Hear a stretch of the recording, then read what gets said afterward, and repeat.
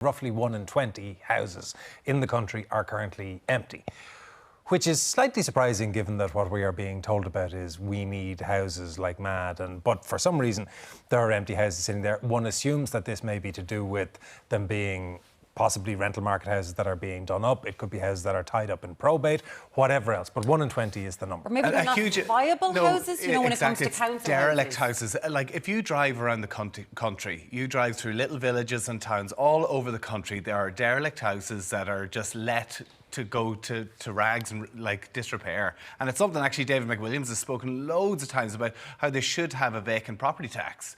Because people own these properties, and because they don't have to pay for them, they just let them fall away. Where if they get taxed on it, they'll have to redo them and turn them into viable accommodation. And if you look at markets where they do that, if you look across to the States as case in point, where there is fairly heavy property tax, and the property tax is index linked to the market valuation of a house in a certain area, it hugely influences the market, because what you get is people who are of retirement age, whose area has gentrified, the house is now worth way more than and they can't afford the taxes to stay in their own home, and they move out. Likewise, people carrying or holding vacant land or holding derelict properties, they begin to say, well, this is costing me $4,000 a year for the pleasure of owning a derelict property. It's not worth the candle, I'll move it on. So yeah, there's a big argument for that. I even just think of my local village as well. I mean, they draw pictures of a house. You know, they have like draw curtains on it. Oh yeah, and a little flower in the window. I would just say an awful lot of the times when it comes to derelict or non-vacant homes in rural areas, they are owned by someone who can't afford, like who literally can't afford to do anything with them. It's just something that they got in a will. Well, that's normally you would say, yeah, absolutely, people can't afford the price of doing them up. The difficulty is when you look at the other thing that the survey has revealed, which is the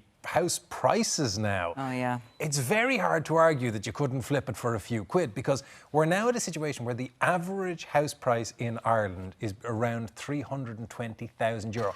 Average Irish house price, 320. There are some counties where the average price is nearly double that. If you buy a house in Dún Laoghaire, Rathdown, the average price is €680,000. That's not the fancy price, that's the average price in Dún Laoghaire, Rathdown, 680. And even when you go to the other end of the spectrum, you say, well, where's the cheapest? I think Longford has the lowest average house prices at the moment, which is 142. But I mean, this is the same.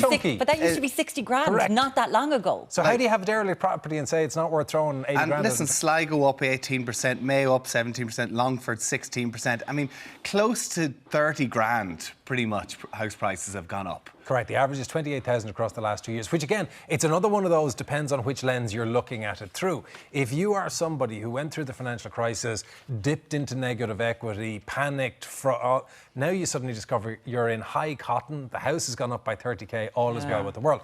If you're on the other side of it and you've been scraping and saving, let's say you're hoping for an average house and you've been saving the 10% deposit, which is your 30 grand, and you now look and discover it has literally just eaten away the value of all that you've saved to put down the deposit because of the house price. And if you have a derelict house, you can sell it and somebody will redevelop it. You can, but then there's the planning issues in local areas about whether you're from the area, if this is in a rural area, but whether you're actually going to get planning. If there's a derelict house in the middle of the town, they're going to give planning. I mean, it's better than it just sitting there looking empty. But they're not all the time. There's houses around the place where someone from not a local area will try to come in and do something with it, and they're not going to get planning. Sell it to a local. I'm sure there's lots of local developers who'd be more than happy to do it. Listen, it's a problem we have.